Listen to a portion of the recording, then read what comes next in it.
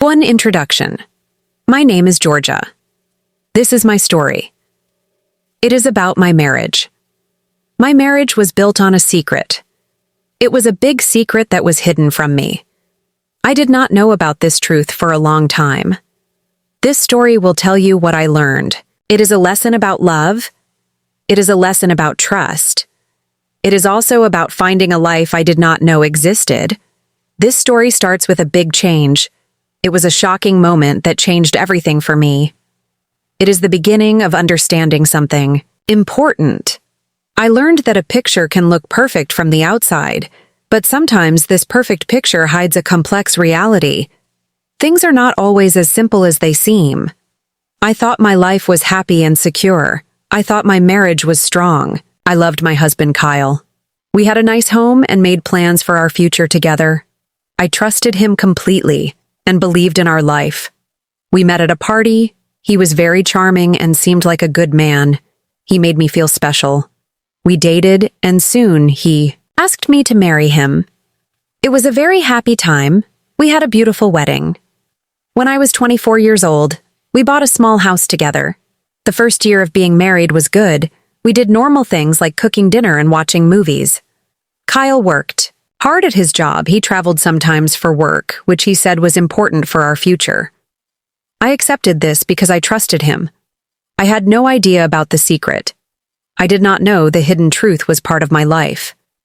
This truth was like a shadow I could not see. Finding this truth was very painful and difficult. It changed everything. I thought I knew. It changed how I saw the past. It changed how I saw my husband. It changed how I saw my whole life. This story is about that big change and what happened after. It is about finding strength when your world falls apart. It is about learning to trust again, but in a different way. It is my story of finding my path. After a big lie, I want to share my experience. 2. Our new life. I met Kyle at a friend's party. He was older than me, maybe around 30 years old. He had a good job and a nice smile. When he looked at me, I felt special. He said many kind things and made me laugh a lot. I felt happy when I was with him. Our relationship moved quickly. It was a fast romance. We went on many dates. He took me to nice restaurants and often bought me beautiful flowers. He told me he loved me after a short time. I loved him too.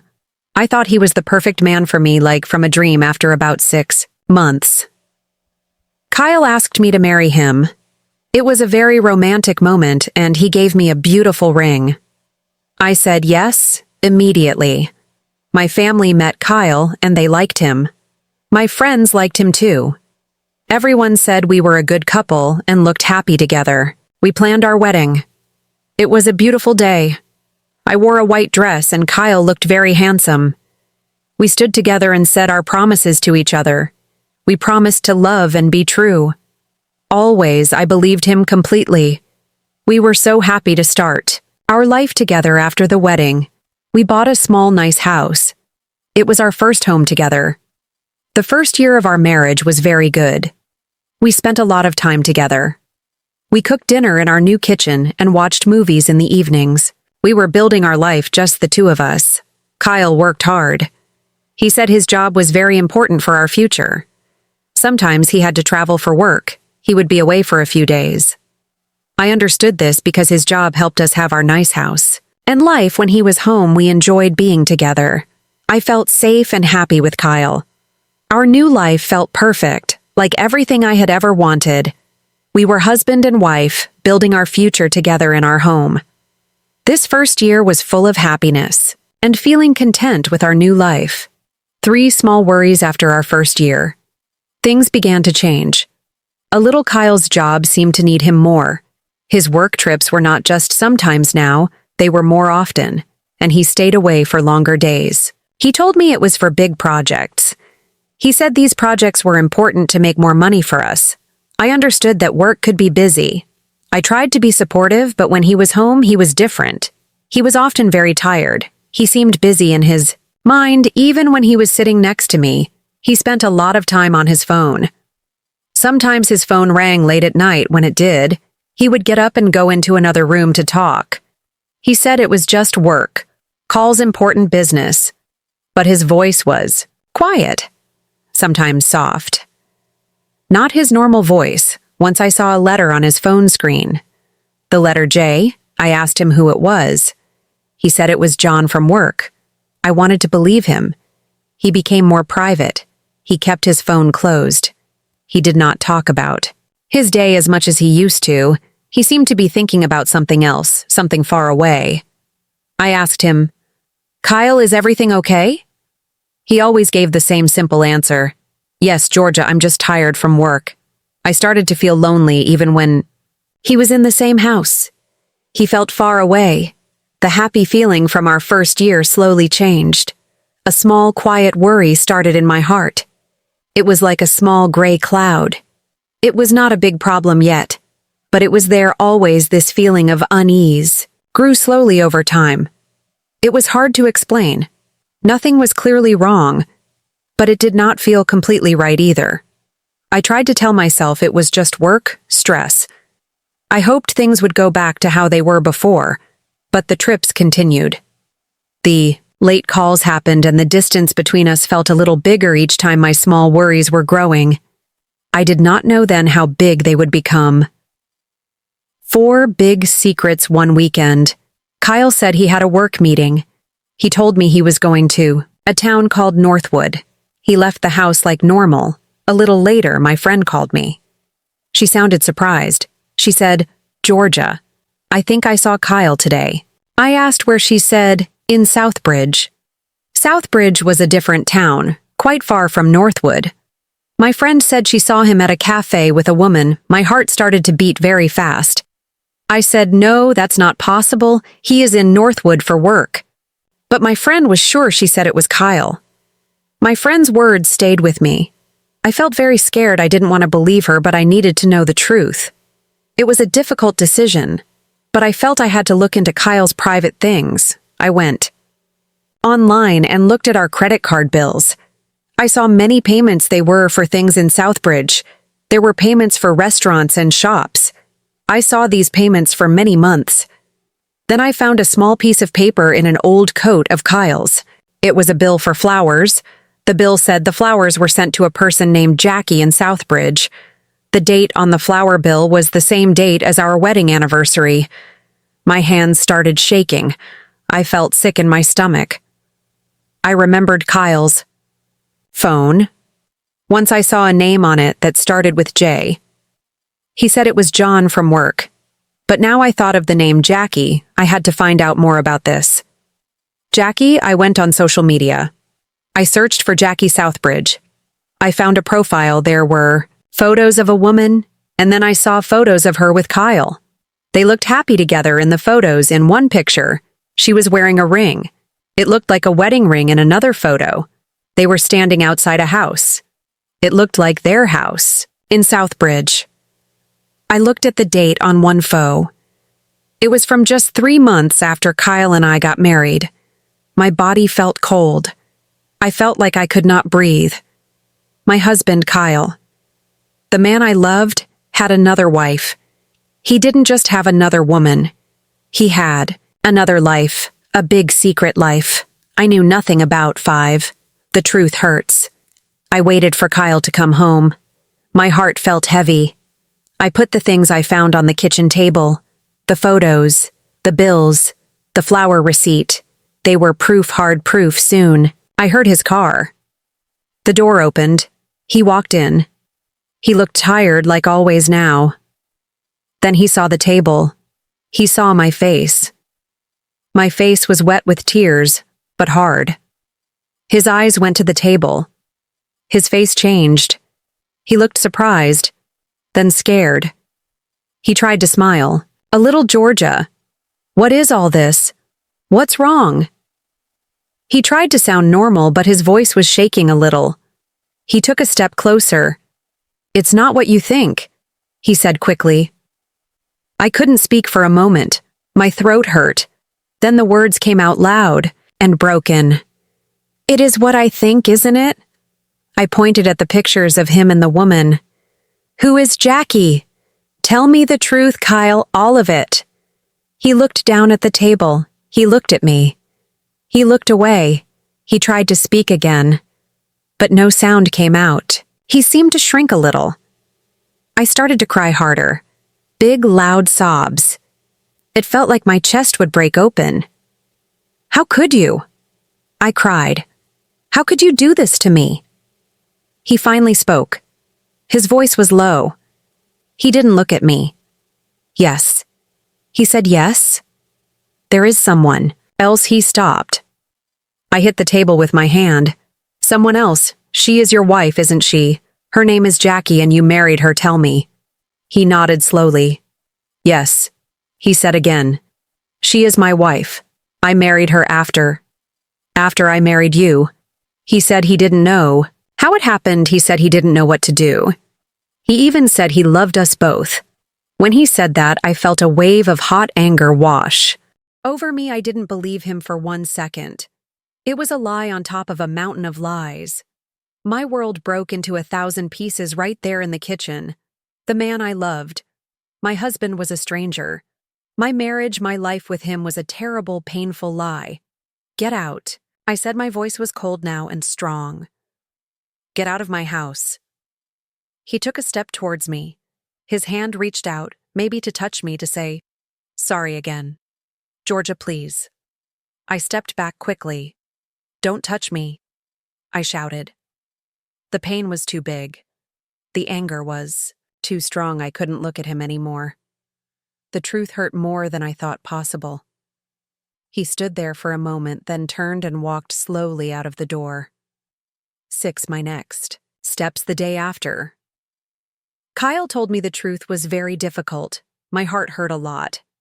I felt so sad and also very angry. I thought about everything, my life with Kyle, our home, the promises we made. It was all a lie because of him. But after the sadness, something else came, a strong feeling. I knew I could not just sit and cry. I needed to do something.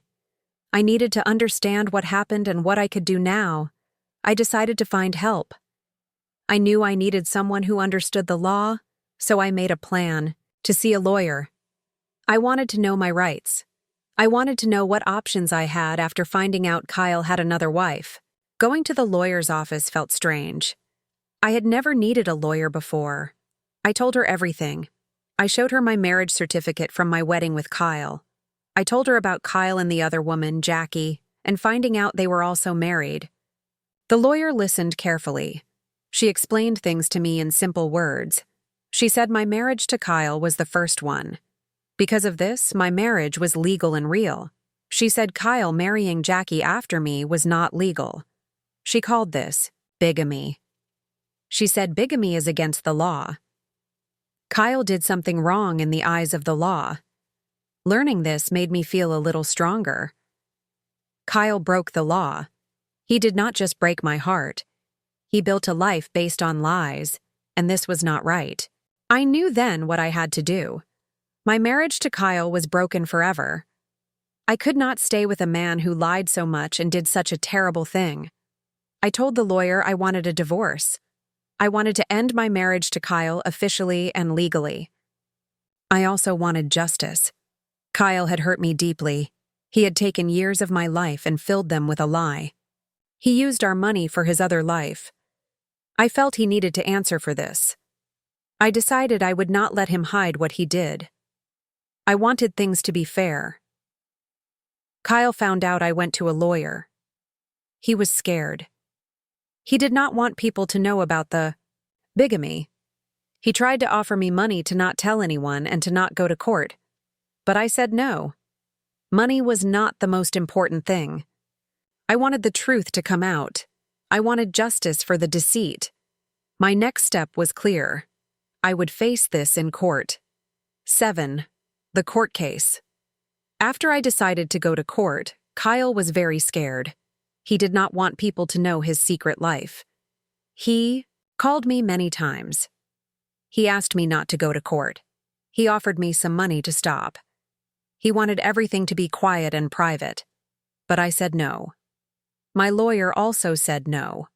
Going to court was important. It was the only way to get justice for what Kyle did. It was the only way to show the truth about his lies, to me and to everyone. So we went to court. It was a very difficult time for me. The court was a public place. Many people were there. They heard about my life, my marriage, and Kyle's big secret. It felt strange and sad to share such private and painful things with strangers. My lawyer helped me a lot. She was strong and kind. We worked together to get ready for the court case.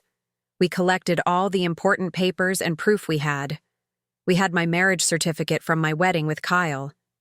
This showed that I married him first, before anyone else. We had the photos of Kyle and Jackie together in the other town. These photos showed they had a life together. We had the bills and papers that showed Kyle used money from our life together for his other life with Jackie.